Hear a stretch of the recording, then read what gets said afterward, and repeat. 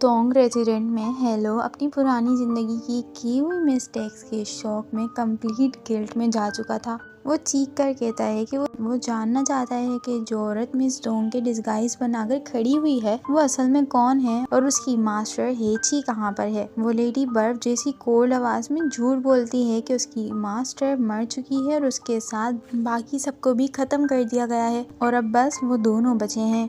Hello protest करता है कि वो अपने पावरफुल मास्टर की मर जाने वाली बात पर बिलीव नहीं कर सकता, लेकिन वो उसे जवाब देती है साउदर्न आर्काइव्स अब कहीं पर भी बाकी नहीं बचा और उसे डिसमिस कर देती है कि अब कोई जज नहीं करेगा, कोई उसकी केयर नहीं करेगा। वो उसकी low level status point out करती है कि उसे सीनियर मेंबर्स वाले प्रॉपर ब्राइल राइट्स का हक तक नहीं है और कहती है कि वो हेशा की बॉडी ले जा सकता है, लेकिन क्वेश्चन करती है कि अभी की हालत में वो अपने फ्रेंड के लिए क्या कर सकता है। ये सब सुनकर हेलो काफी ज्यादा हेल्पलेस फील करता है और देखता रह जाता है जब हेशा को व्हील चेयर पर ले जाते हैं। इसी दौरान ये रिवील होता है कि नानान के ऑर्डील में पाइजो जिंदा बच गई थी। दो फिशरमैन समंदर के किनारे पर देखते हैं। थोड़ी ही देर में लू शियांग जो मो युंगाओ का एजुटेंट है वहाँ पहुँचता है ताकि उस शिप के बारे में पूछ सके।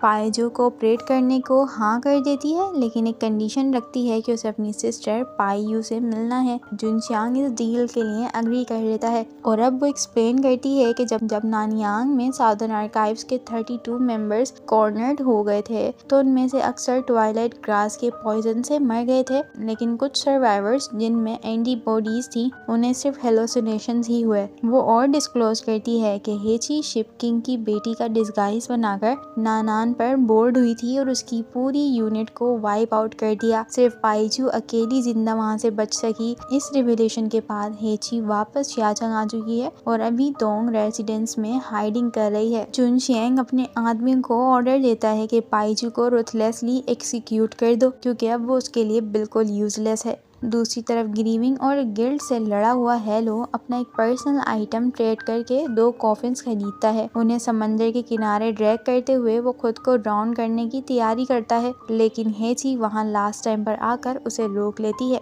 फाइनली अपनी मास्टर को पहचानकर हेलो इमोशन से ओवरलोड हो जाता है, लेकिन हेची गुस्से में उसे मारने लगती है और वो उसे एक वेस्ट कहती है और एम्बेरसमेंट जाहिर करती है कि उसे इस तरह के ट्रबल मेकर स्टूडेंट को ट्रेन करना पड़ा। जब हेलो उससे अपनी डेथ मांगता है कि हेशा और आर्काइव्स के लिए अटॉनमेंट कर सके, वो कोल्डली पूछती है कि क्या उसके मरने से क्या वो सब लोग वापस आ जाएंगे, और फिर वो ये रिवील करती है कि क्योंकि हेशा की रैंक ज्यादा थी उसे आर्काइव्स के होने वाले डेंजर के बारे में ऑलमोस्ट पता था, लेकिन उसने डेलिबरेटली हेलो से ये सब छुपा कर रखा था ताकि वो उसे प्रोटेक्ट कर सके।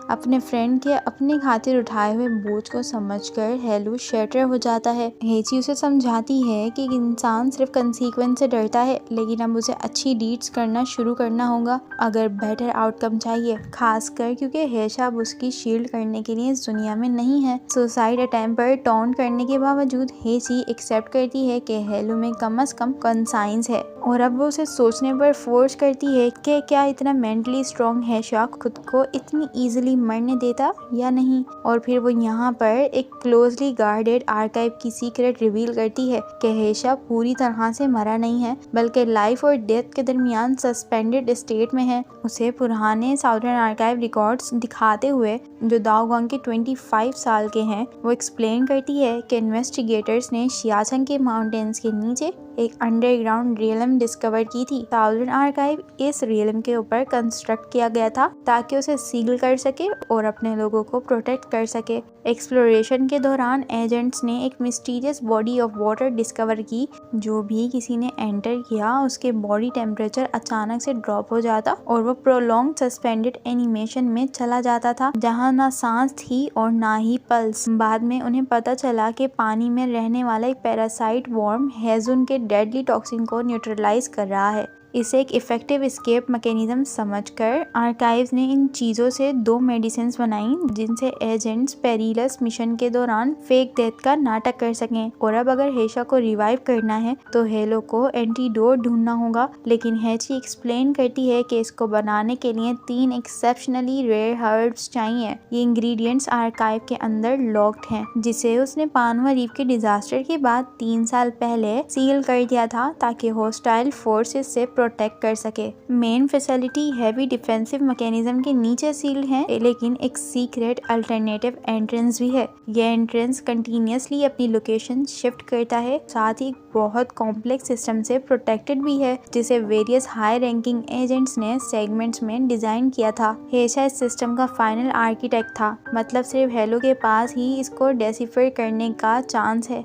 उस रात एक ब्लड मून आ रहा है। हेजुन जल्द ही अपीयर होगा और उसके पास हेशा को परमानेंटली खो दिए जाने से पहले हर्ब्स रिट्राइव करने के लिए स्ट्रिक्टली बस 12 घंटे हैं। हेलो को खुद ही सीक्रेट एंट्रेंस ढूंढने का ऑर्डर देते हुए हेची अपनी रात की खुद की मिशन के लिए तैयारी करती है, अपने मास्टर की एडवाइस को फॉलो करते हुए कि फॉर्मर आर्काइव्स की साइट के अराउंड एरिया इन्वेस्टिगेट करे जो अब हेली बैंक के अंडर है। हेलो खुद को एक स्टोरी टेलर का डिस्गाइज में बदल लेता है, लोकल लोगों को फ्री टी और स्नैक ऑफर करते हुए अनयूजुअल रूमर्स के बदले में वो क्राउड के इंटरेस्ट लेता है। एक रेजिडेंट होंगथो मागोंग टेम्पल का चिलिंग टेल्स शेयर करता है। ये एक टेम्पल है रेस्टलेस स्पिरिट्स के लिए, जहाँ पर फिशरमैन ह्यूमन बोन्स लाते हैं। एक लोकल थीफ चैन ने इस टेम्पल की एक सिवियरली डिकेड वॉल रिपेयर करने की कोशिश की थी और फिर उसने एक एंशिएंट बुक को डिस्कवर किया जो क्रैक्स के इलस्ट्रेशन से बाहर थी।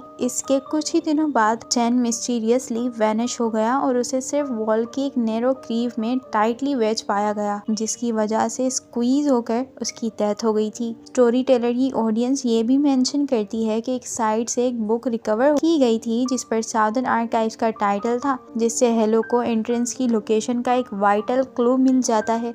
अब उस शाम हेची अपना प्लान एग्जीक्यूट करती है जुनशियांग की मिलिट्री हेडक्वार्टर्स में इन्फिल्ट्रेट करने के लिए। उसका एम मो युंगाओ को असैसिनेट करना है। पायू को अपनी अगेंस्ट करने के लिए जुनशियांग उसे धोखा देकर इन्फॉर्म करता है कि उसकी सिस्टर पाइजू को हेची ने मर्डर किया है और कोई इंटैक्ट कॉर्प्स नहीं छोड़ी। ग्रीव और रेज में कंज्यूम होकर पाइजू बदला लेने की कसम खाती है। बेस पर हेची जो मिस डोंग के डिस्गाइज में है एक ऑफिसर से कन्फर्म करती है कि मो युंगाओ वहाँ पर नहीं है। अपने सीक्रेटली प्लांटेड एक्सप्लोसिव ट्रिगर करते हुए वो आर्मरी को उड़ा देती है और बेस में कियोस मच जाता है। जुनशियांग इमीडिएट लॉकडाउन का ऑर्डर देता है और इसी सब के दौरान हेची के आर्म में एक गोली लग जाती है, लेकिन इसके बावजूद भी वो रात में एस्केप करने में कामयाब हो जाती है। थोड़ी देर बाद जुनशियांग अपने कमांडर से एक अर्जेंट टेलीग्राम रिसीव करता है जिसमें उसे वार्निंग दी जाती है कि अगर वो हेची को कैप्चर करने और साउदर्न आर्काइव को लोकेट करने में फेल रहा तो इस बार उसे एग्जीक्यूट किया जाएगा। अपने आप को रिडीम करने के लिए डिटरमिन जुनशियांग अपनी फोर्सेस को बाकी सारी वेपनरी